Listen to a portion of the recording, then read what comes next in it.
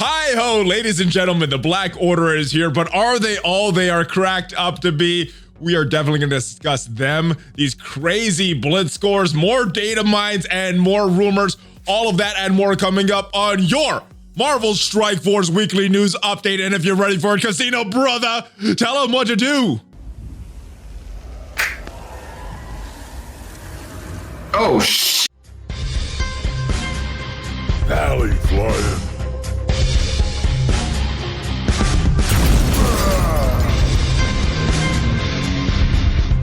What is up, Valley Maniacs? ValleyFlyin here. I am back. Welcome to your Marvel Strike Force weekly news update. As usual, I am joined by my brother Khasino. What is up, dude? How are you doing? I'm doing good. What's going on? Whew, my goodness, lot of stuff going on. Reddit is in an uproar right now over the Black Order, Ebony Maw Bugs.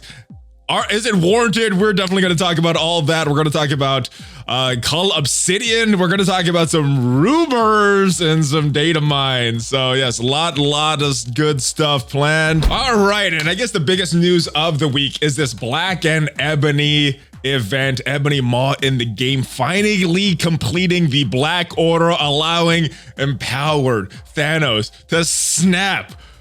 Thoughts? Ebony Maw event. The event was interesting. So a couple notes on this one. Firstly, this was the first time I ever got a brand new legendary to 7 gold star on their first pass. Woo! So congratulations on that.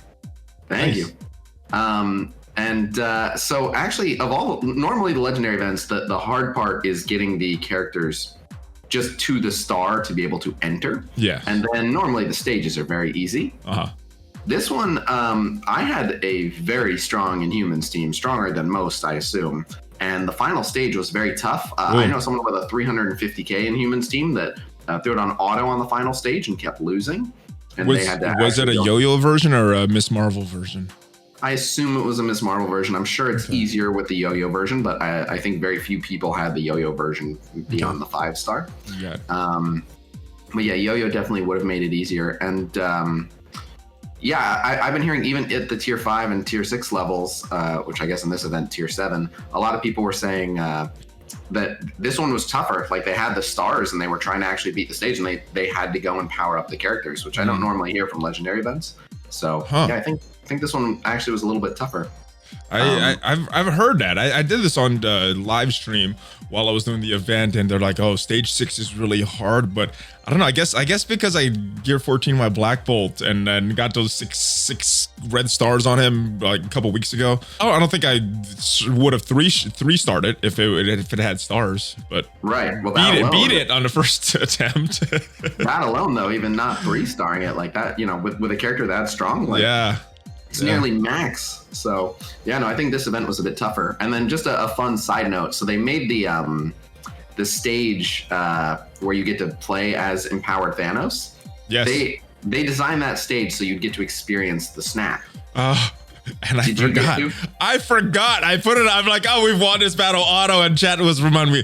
The snap. You forgot about the snap. I'm like, oh, but yeah, I forgot about the snap. But it happened in 3 times speed. No, we beat them before that, so I really screwed up. I really screwed up on that one. Well, no. So we didn't. The problem is we played it right. Me and you both. Oh, you got to play it wrong for it to see that. Yes, you have to play it wrong to get the snap, which they didn't. Obviously, it didn't occur to them. Like the way they coded it, I guess they just assumed, again, they wanted to show the snap. Then when you play it right, you don't get to see it. So someone messed up somewhere. Yeah, I thought that was funny, but yeah.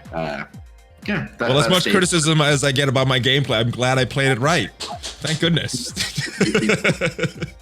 You played it right when playing it right is playing it wrong. Oh my goodness. That's all right, I did it too. All right, well, speaking of playing it wrong, we got some very salty people on Reddit, and I guess the first thing that they're salty of, kind of as expected, there's bugs with Ebony Maw. Yes. So I want to pause here. I know what we're getting into, but there's totally different salt, so to speak, and some of it's warranted and some of it isn't. So there are typos and misleading things about Ebony Maw's kit and parts of it that aren't working as intended. And I think all of those people are totally justified in being like, what the hell? Just went all out for this new legendary character, doesn't do what he says he's supposed to do. Come on. Which is to be expected if we've learned anything from Black Bolt. Like, it's just that, new character, especially a complicated new character. Yeah, I think Black Bolt is still buggy right now. Yeah, he is. Interesting situation. But those, the people complaining, like this thread, Ebony Maw Ultimate not working as written, has my full support. We'll talk about in a bit. Some people are salty that the Black Order. We'll get into that. Let's talk about the bugs first. I got a whole section on the overhypeness of the Black Order. All right. But yes, the ultimate is not working. So I guess there's some confusion. I'm seeing some conflicting reports on Reddit about this ultimate. It's not stealing as much health as it should. The cap is a little confusing, and I guess Cerebro's response to this whole thread was a little confusing as well. The cap is actually 3% of a character's match health, not 25. However, spoke with the design team. There's apparently an inconsistency with his healing. We're investigating now. Keep you posted on the news. That's the latest we've heard. Sorry, one more. That stops healing upon an enemy death. Is the other one I was gonna get to later, but yeah, there's a bunch of bugs. So, anything else that you're noticing, and any insight on any of these bugs? I'm not really insight. Just I am noticing what these people are reporting, which is that it's healing different characters for different amounts, and as soon as it kills someone with health steal, it stops. It doesn't repeat future instances of the health redistribution. So yeah, it's pretty wonky. And then how much health it can actually heal characters for, it's pretty weird. It's definitely not working as described. It's described to be much better than it is, but the short version is it's still pretty good. I've been using it. So I full disclosure, I took Ebony Maw to gear tier 14 yesterday. Ooh, and nice. And I popped him right into DD3, and he neutralized that node 3, like that node 3 that terrorizes everyone. I am now number 2 on the leaderboard on that node. I did like 25 million damage in an attack or something. That makes me happy. That because there's been some criticism. Is this the worst legendary? Does Ebony Maw actually have value outside of this team? So yes. I'm happy to hear that he's doing well in Dark Dimension 3.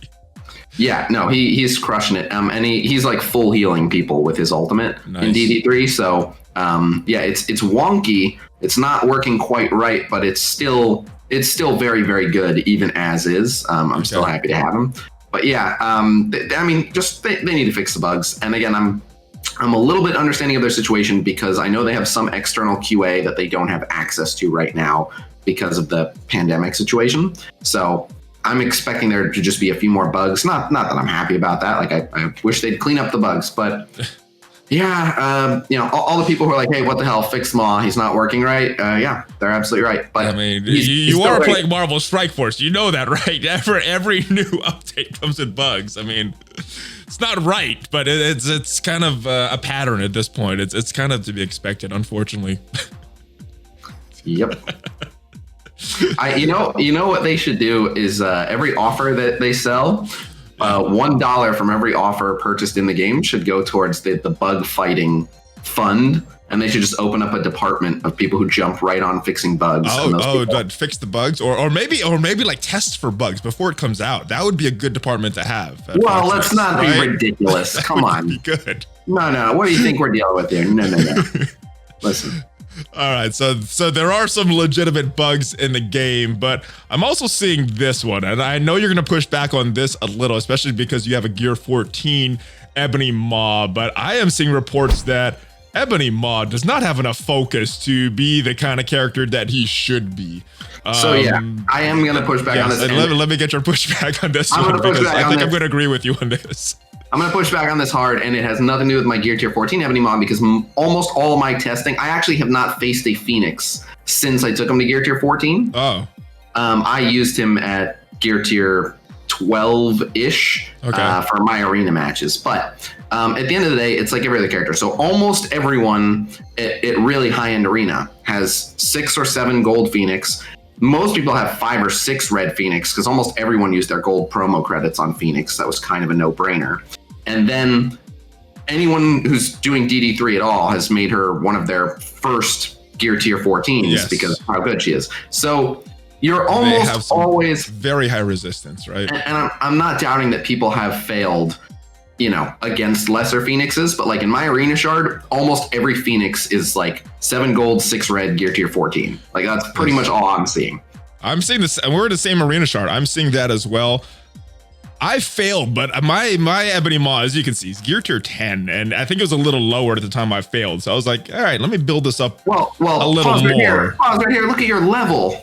I know. I think it was like level 60 at the time as well. So yes, I knew it failed. I'm like, all right, well, let me build him up. Let me face let me get some higher focus on this character and see how he does. So for people that don't know, going from 70 to 75, he will gain 50% focus. Yes, and gear 13 to 14 gains a lot as well in that upgrade. So and he's only 4 red and he's only 6 gold. But the reason I'm going to push back against it is his focus is very good. We know his focus stat. We can go on msf.gg and see his focus is excellent. At even close to even power, he's going to be fine. And if he's not too far behind, he's going to be fine. He's going to get it most of the time. Now, sometimes when they make something a crazy hard counter, they just throw in like, yeah, he gains 200% focus for this or whatever. And that way it's like, this does not fail. So they left room for a weak Ebony Maw to fail against a strong Phoenix, but that's just people doing day one testing and making poor judgments. His focus stat is fine. He has plenty enough focus to ability block and to land what he needs to land on stronger Dark Phoenixes. But yeah, if you're trying like level 70, gear tier 10, 4 red into like gear tier 14, level 75, 6 red, yeah, you might not get it every time. Yeah, I made a video. I'm like, I need his focus a little more than I thought about. I was like, yeah, he's not even level 71 yet. No, 75. He's got to get up a little more to get there. I think he's a very strong solo character. His special, which is already on turn 1, is just amazing. 2 turns of offense down on the enemies, 2 turns of defense up on his own team. So good. So good. Like that move alone is like a combination of Shuri and Sue. My one criticism of him is his cooldowns are long. I wish his cooldowns weren't so long, but his cooldowns are very impactful. You compare him with an unempowered Thanos. Correct. And then if you're getting kills, then very, very powerful combo. Or you can put a Star-Lord next to him and you can battery him that way. But yeah, he's an incredible support if he just gets a little bit of energy. Oh, you know what? Actually, one more thing. We're talking about bugs. Let's talk about this passive because I am seeing some discrepancy that this is not getting the full 30% resistance. Right. It's getting about 10% resistance. Correct. No, so it's just classic bad Foxnex wording. So you see how level 2, level 3, level 4, it says gain plus 10 resistance, gain plus 10 resistance, gain plus 10 resistance on the left. Right. Yeah. No, forget that. On the left, gain 10% resistance. Oh, they're wording of it. I got it. Well, so they use different wording. Yeah, sometimes it's just 10%. Sometimes it says plus 10%. This one should just be 10%, not plus, right? I don't know what the base is, but so the short version is where it says upgrade to level 5, gain 10% resistance.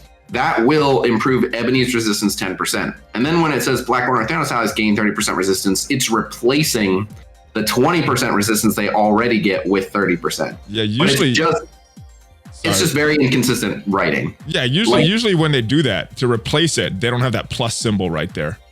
This thing right there. But when usually what I notice is they just always do it like the first line. The first line is accurate. Gain another 10% resistance. That's what the second line should say also. The second line should also say Black Order and Thanos allies gain plus 10% resistance. That's what the second line of that upgrade should say. For some reason, the first line is the correct format and the second line is the wrong format. It's just dumb and confusing. Period. End of story. There's no reason to word it like that. It goes back to that like testing department or something like that they should be investing in because it's the wording. This is not consistent here. This one I have no idea. They could say gain 30% resistance, or plus 10, or gain 30% resistance, or plus 10 here, but they're not consistent with how they're wording it in this. Right, but it's most upsetting when it's like it's right there, where it says upgrade ability to level 5. There's 2 lines there, and they don't follow the rule from line 1 to line 2. I know, that's so baffling. I knew, I know what you're saying. Like, maybe this one bothers me more than it should, but like, how does that happen? Is like one person writing the top line and a different person writing the second line? You know what? Or many cups of coffee and homeschooling your kids, people just typing stuff out. And you know, they need somebody to proofread their work. When, you know, I make mistakes, and, you know, sometimes I catch them, sometimes I don't, but, you know, they need more than one person just doing the work. They need someone going back. I know it's a novel theory. I know it's like hard to believe that there could be such a position that it exists in a business, but it would be very valuable for Foxnex to have someone like this in their company. You know what? Someone in my alliance pointed this out. I believe as of a couple weeks ago, Scopely is hiring like a senior QA tester or something like that. If you're listening, it is about time. Good job, Scopely. Right? Can we get someone from this community, please, to go fill that position? I'm totally serious. You wanna help fix this game? Someone be the hero. Go fix this game. All right. Well, I am gonna play for you some clips, because there are people saying that the Black Order was not as advertised. So I'm gonna play what was advertised and then get your reaction to it. All right, so this is from Strike Time, episode 9, and this was from April 13th. It starts around the 6-minute mark, and this is the first that we're hearing about some expectations for the Black Order. What's the mark we're trying to hit with the Black Order? We want to shake up the arena meta. Black Order is going to be really focused on dominating the arena. All right, so shaking up the arena meta, focused on dominating the arena meta. You've played with them more than I have at their maxed out level. Comments on that? Do you think that is a accurate description of this team? Yes, I would say so. I have a lot of issues with what Matt Sheets said that day. I have. I'll simply say, I have some harsh words about the way that he chose to relay some of the information in arguably the most confusing way possible.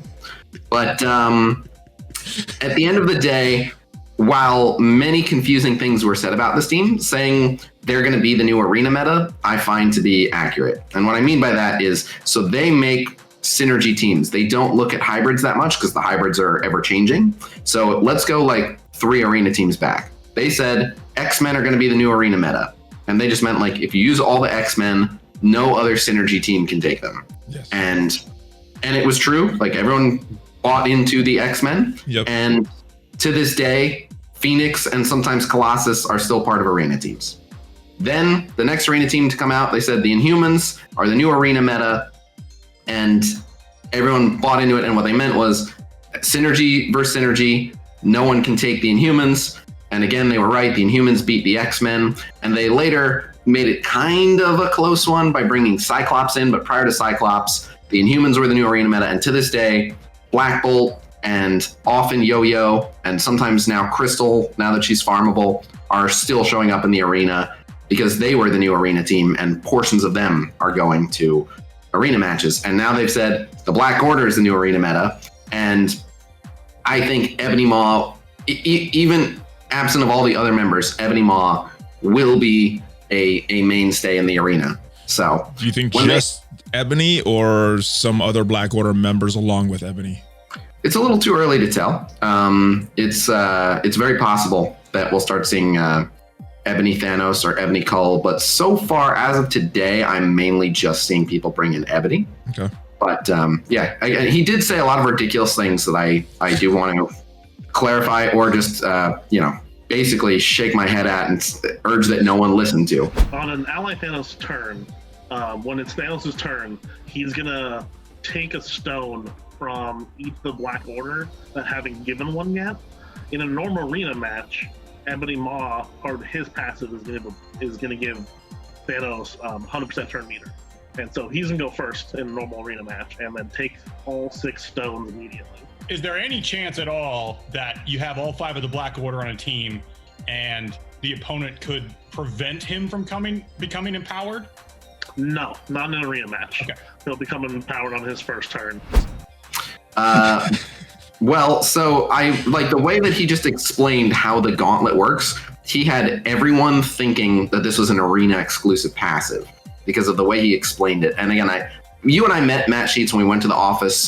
He was one of the people introducing the aim reworks when we were there. Yeah. And so I know that he's a smart guy that knows what he's talking about. When he recorded this, he must have got like 3 hours of sleep. Maybe he smoked some of the devil's lettuce. I don't know. Jeez. Maybe he just finished, binge watching like 9 straight seasons of Game of Thrones or whatever. And, he's all right, 8, there's only 8, but you get the point. Like maybe his head was just like, He did 9 though. There's only 8, but he got 9. Yeah, he got so zombified, he went back and rewatched the season without realizing. That's my theory. But yeah, my point is like he was not in the headspace to answer this, and you could tell by the way he was answering some of the questions, he was just not with it that day. Which we all have bad days. It's unfortunate that they probably had a deadline and we're like, well, it's close enough. We got to keep it and throw it in the video. But yeah, he failed to explain a lot of things correctly.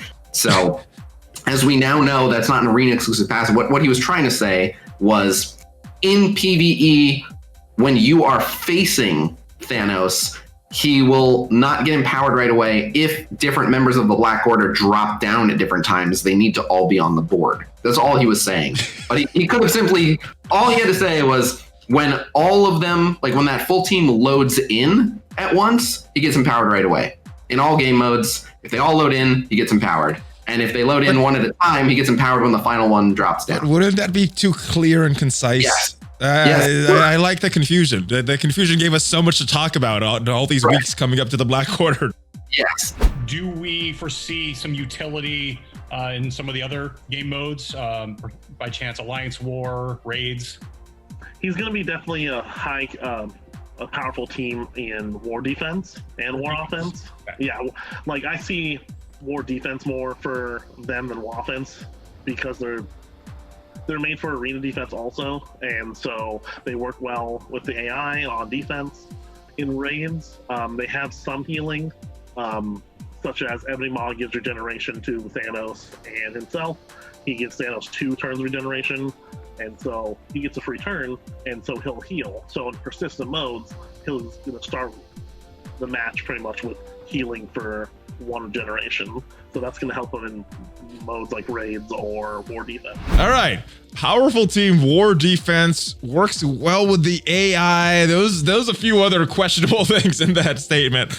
All right. So I definitely agree. They did shake up the arena meta. There's a little more questionable things he said in this segment. What are your responses to some of these? We could go in order, whatever order you want. Again, I maintain that Matt Sheets was just ill-equipped for this interview on this day. Everybody's got bad days, guys. I guess this was not a good day for him. There's some days where I say some stuff that's not making a lot of sense, but I tell people going in, I'm like, listen, I got 3 hours of sleep. If you're asking me for advice today, you're asking at your own risk. I'll do my best, but I'm not with it. Cerebo was very risky that day. Yeah. All right.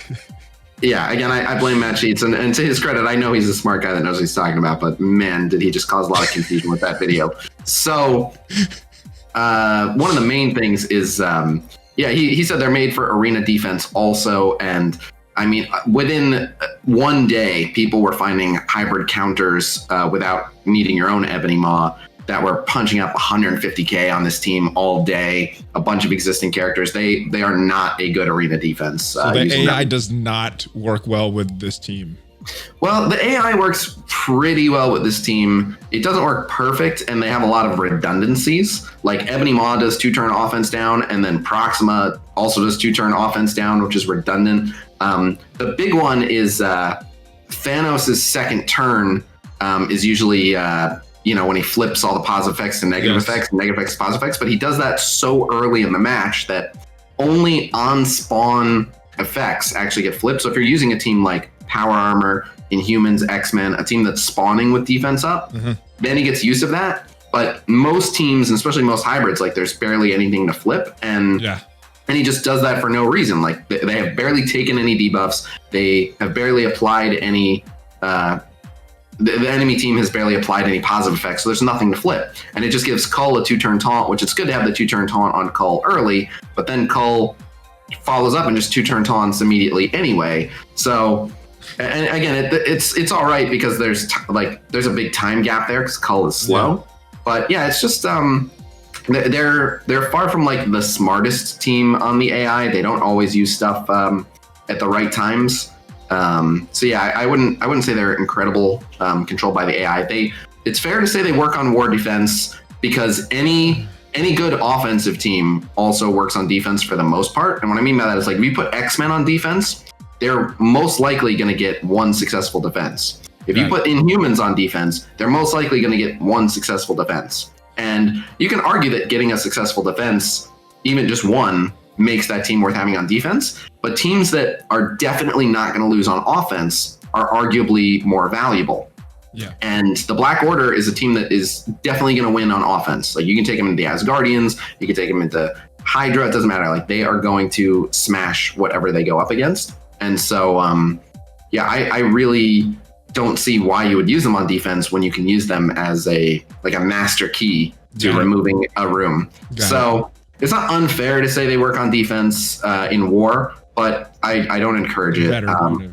What about the raid viability? Because he talked about a bunch of healing and raid viability for this team. I am not seeing it. Am I missing something here? Oh no! Of all the things you said, that one made me the most upset.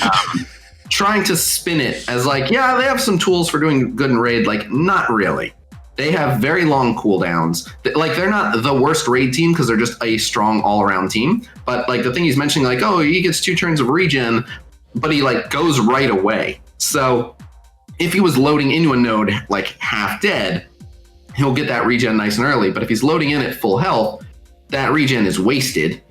And like one regen is not woohoo raid healing. Again, Ebony's special buys him a couple turns, but that's mainly good for taking out like one wave, of which there's multiple. You have the Ebony ultimate, which the Ebony ultimate is a good amount of healing, but I think it's like a 7 energy cooldown, something like that. So once it's done, and they're kind of sitting ducks. And then the only other healing you have is Cull healing himself. So again, they're not a terrible raid team, but it's like saying like, oh, I'm just using X-Men. I'm using the 5 X-Men as a raid team. Like they'll probably handle a wave or 2 fine, but they run out of gas. They run out of gas, long cooldowns, not a lot of healing. So being like, yeah, they're kind of strong in raid. Like, no, they're not. There's like minimum 5 more teams. Like AIM is going to do way better in raid. The Symbiotes are going to do way better in raid. The Asgardians are going to do way better in raid. The Wakandans are probably going to do way better in raid. The Apex raid team, yes, they have to do better, right?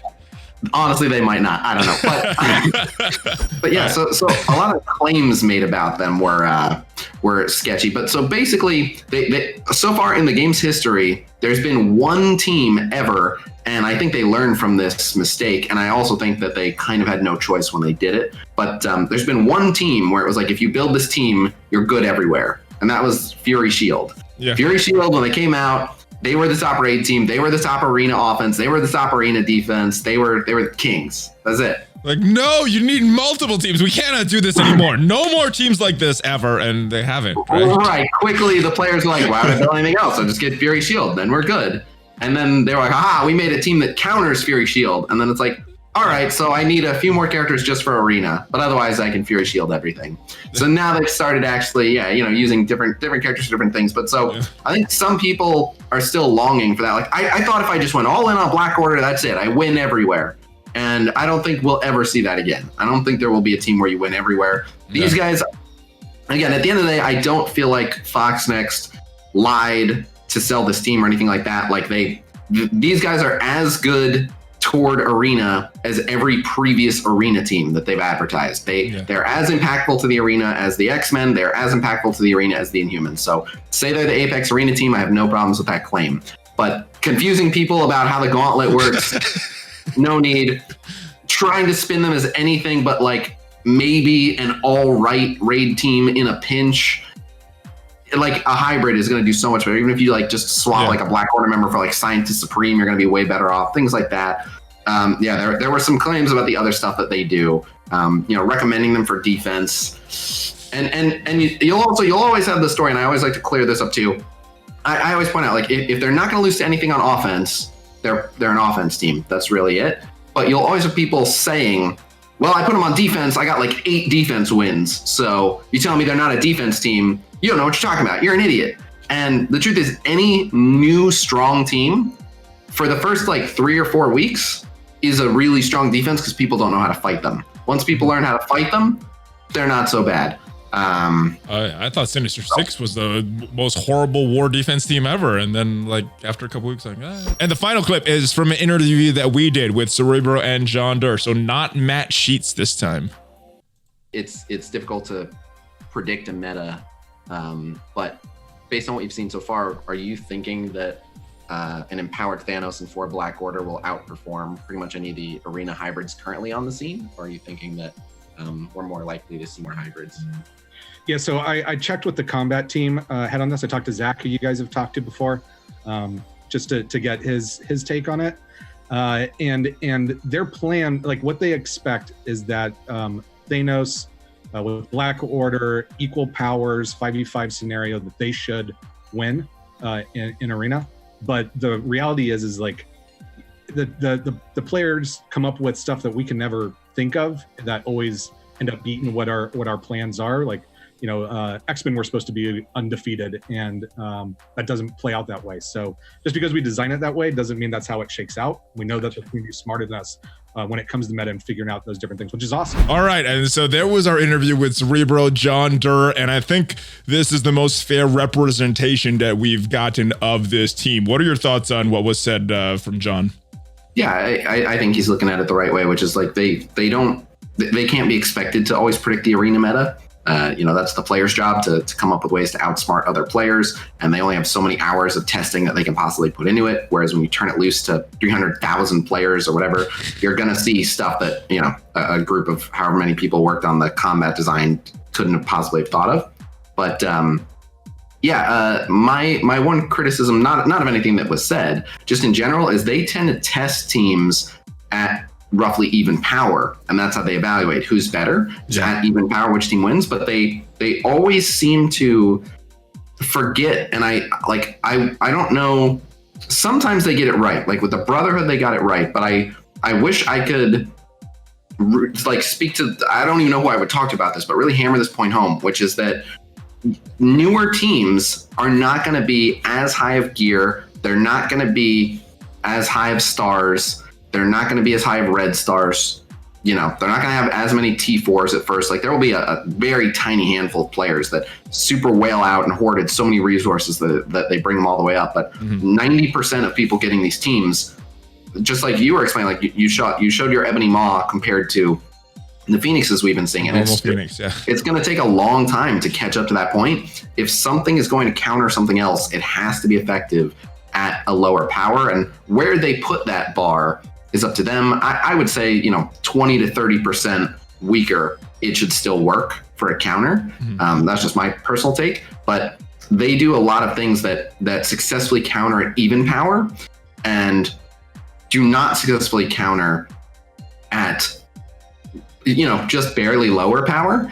And it sends all kinds of wrong messages because it takes such a long time to get them even. Yeah. You can just add like this ability gains, you know, 100% focus against hero controllers, things like that. Like there's ways to build into it. Like, no, it will still punch up fine. And you might still want the health and you might still want the damage, but there's ways to build into the kit. Like this will counter from a lower power, and they don't always do it. And whenever they don't do it, then people are like, they said it's a counter and it's not. It's like, well, at even power, it's going to smash them. But also there's less value in that. Like at even power, the AI is bad. Tons of matchups work at even power. People don't even care about even power. Whenever anyone's asking about a counter, we're assuming like, listen, I'm punching up like at least 100,000.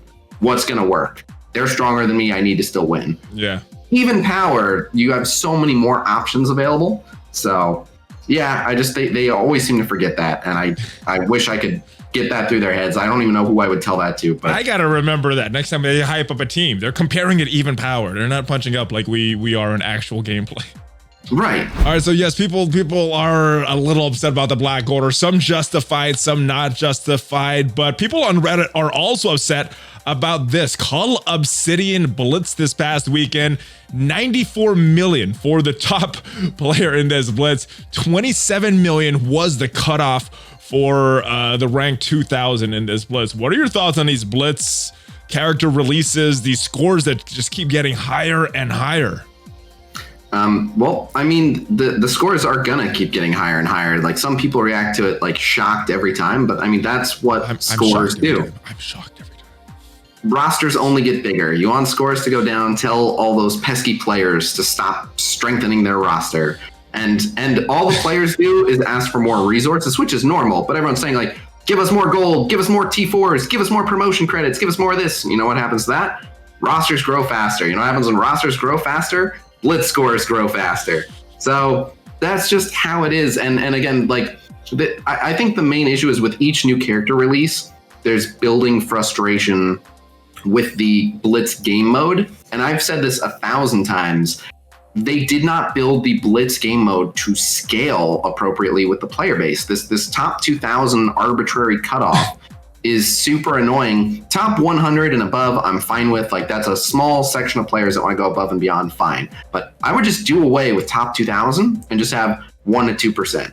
And I say this as someone who makes it into the top 2,000 every time. I'm getting extra rewards. They should just get rid of top 2,000, because that top 2,000 makes it seem a bit more attainable, but it doesn't grow with the player base. Like, if the player base added 200,000 new players tomorrow, there'd still only be those top 2,000 spots. It needs to be percentage based. It needs to have its own Blitz shards. And yeah, it's a frustrating game mode. I understand why they like it, and it makes them a ton of money. People competing against each other and not knowing how hard to push, they push even harder. And then I see this constantly, which is why I know they like Blitz, is people who are just shy of top 2,000, in addition to having spent money on like Blitz charges and stuff they already spent, and then they get like ranked 2,104, and then they go, damn, now I have to buy the orbs because I didn't get the shards I wanted. So now they spend on the orbs, and Foxnex is like, this is terrific. They spend, they fall short, they spend more. They got it perfect from the psychological perspective.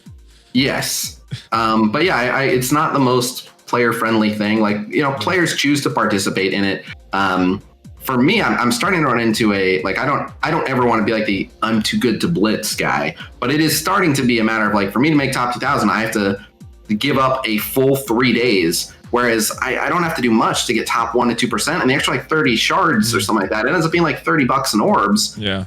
I can spend 3 days making videos, and hopefully I'll make at least $30 off that, and then just buy the orbs, and I've saved time and I put out more content. So this game is going to continue frustrating people. But it's also, at the end of the day, the core of this mode is what I really like, and it's what the devs appreciate about it as well, which is that at its core, this game mode is a way, and I want to, before I even finish the sentence, I know I'm going to get a lot of pushback in the chat. I know it doesn't work as intended this way. I'm fully aware that it doesn't deliver on this, but the spirit of the mode, which it currently fails to capture, but the spirit of the mode is it's supposed to be a game mode that allows people who are willing to put in time to overtake people who are willing to put in money. It's a way for really hardworking players to get ahead and make leaps in progress over people who are willing to spend but aren't willing to don't have the time. Mm-hmm. It's a way, you know, like, you may be free to play, but if you're a super hardworking free to play,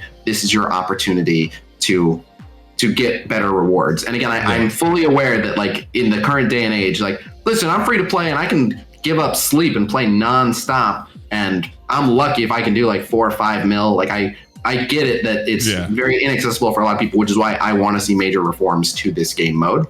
But I do know a handful of free-to-play players who always get top 2,000 because they're super hardworking, and this is their opportunity to stay competitive and relevant in Blitz. So I wish it worked better for everyone like it's supposed to, but I like the spirit of the mode, which is why, like, plenty of people are like, just get rid of Blitz. Like, no, I like Blitz. They just really need to fix it.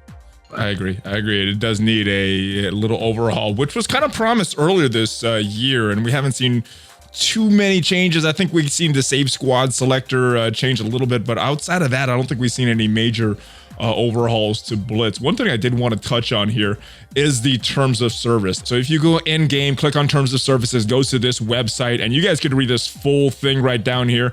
But I know there's a lot of people that were wondering, is it against the terms of service to be using Blitz bots or scripts or things like that? And in the terms of service right here, using multiple accounts, manual procedures, bots, scripts, or other processes in order to accumulate or farm virtual items like a Blitz release character is against the terms of service. So whether it's a bot, whether it's a macro, whether it's a script, you guys are in violation of the terms of service. And down here, they said there is software that communicates your this to Foxnex.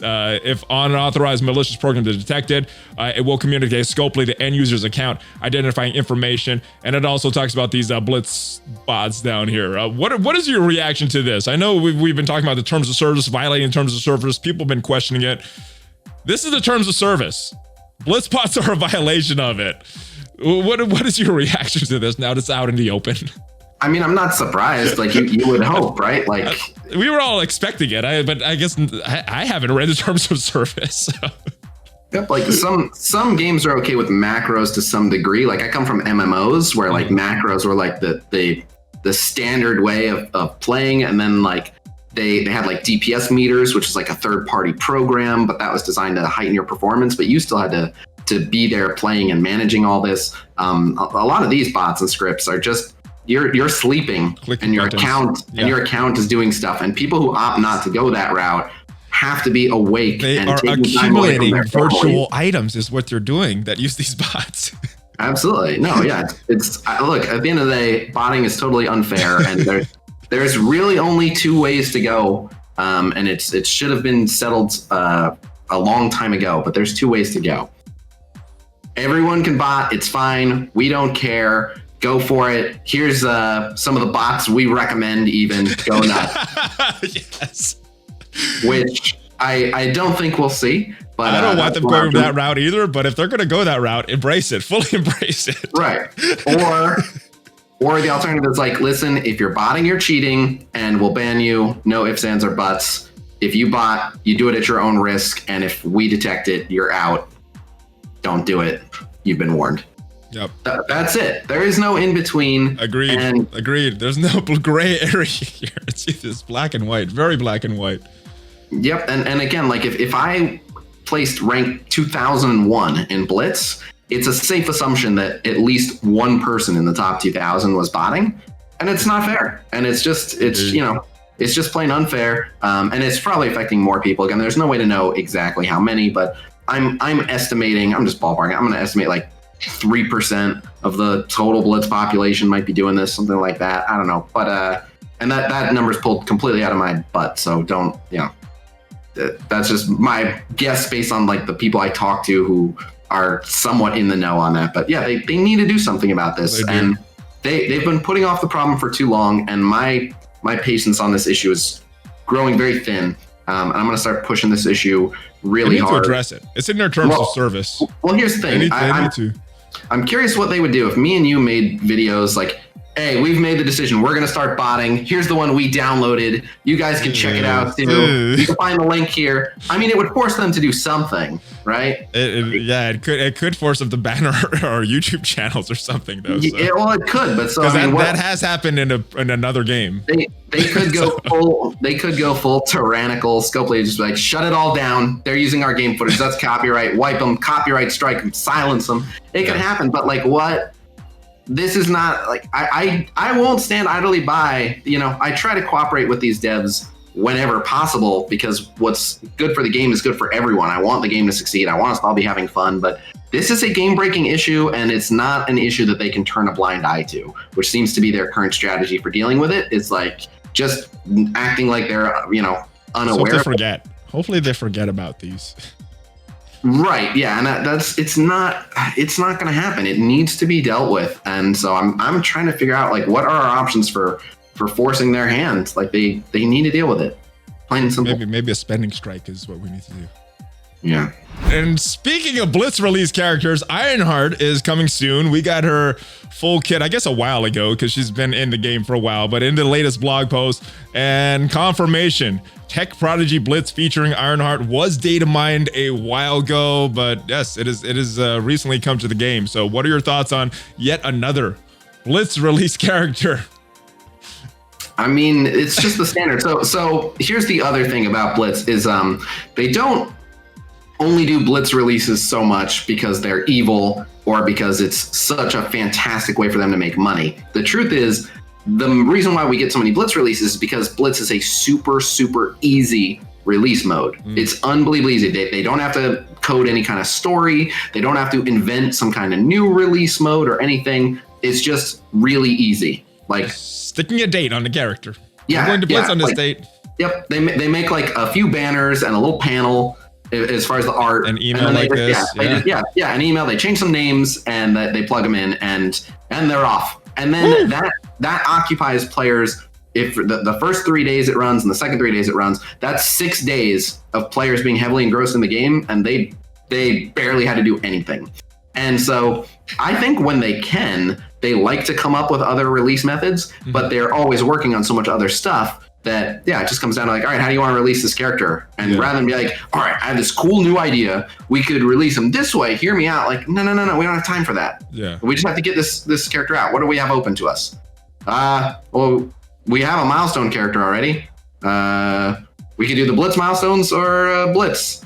I don't feel like building a whole new campaign event and story and everything for this character. All right, just throw them in Blitz. Like that's the quick and easy, and it reliably makes them money. So yeah, they have all the incentive in the world to do it. And again, I don't mind Blitz released characters. I mind Blitz not being in better shape to support Blitz released characters. I want to see separate Blitz shards. We need separate Blitz shards or multiple Blitzes running. There's other ways to do this. Come on. That's it. Fix Blitz. All right. Just the sad truth is, with the current state of Blitz, so many players are like, I want to play Blitz. I just know better than to bother. Like the last time I tried really hard in Blitz, I got burned. So I don't. 2001. I'm not doing that ever again. Right.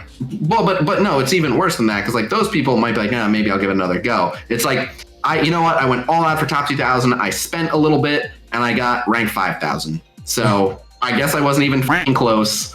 Forget it. I'm done. I'm over Blitz. Like I tried real hard. I didn't even come close. So I'm not going to bother. Whereas you don't, and tons of people are in that camp. And if you have multiple Blitz shards, you'll have a lot less of that. Agreed. So yeah. Come on. You guys can do better here. All right, quick thoughts on Ironheart and her addition, because it's very likely that she's going to be available through an offer before the next news video comes out. Quick thoughts on her before we can move on to some data mines. She looks awesome. She's going to make the power armor even better. She's basically going to be Vision with anything you can do, I can do better. For the most part, she's just a slightly better Vision on power armor. But unlike Vision, she is really, really tied to power armor. She's not anywhere near as good off of power armor. So she's not bad. She makes power armor better than the Vision version of power armor. But what I'm most excited about is my power armor will get slightly better, but they're already pretty solid.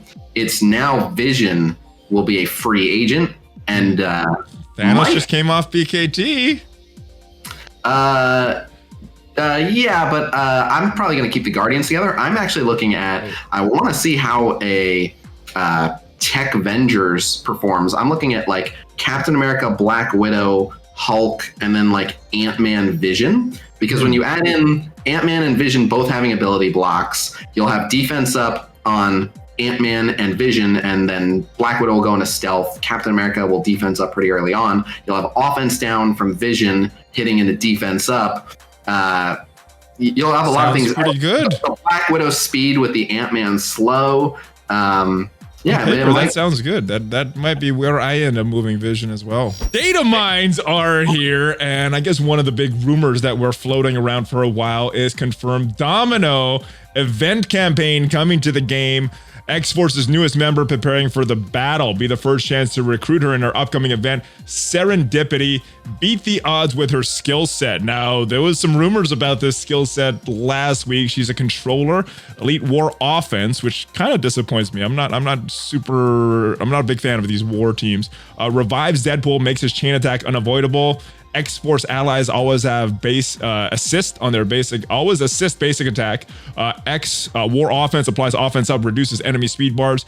Chance to apply evade on X-Force allies turn. And yes, build this War Offense team with Domino and the X-Force. So confirmation of a few different things here. What are your thoughts on Domino being confirmed and X-Force being confirmed as well?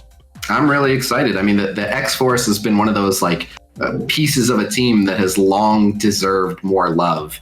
And yeah, I really like that they're going to get built out into a full team. So the rumors were we'd get Domino, Negasonic Teenage Warhead, and X-23. And I really like Negasonic Teenage Warhead. Admittedly, I literally only know her from the Deadpool movies. I've heard she's totally different in the comics, but in the movies, she's great.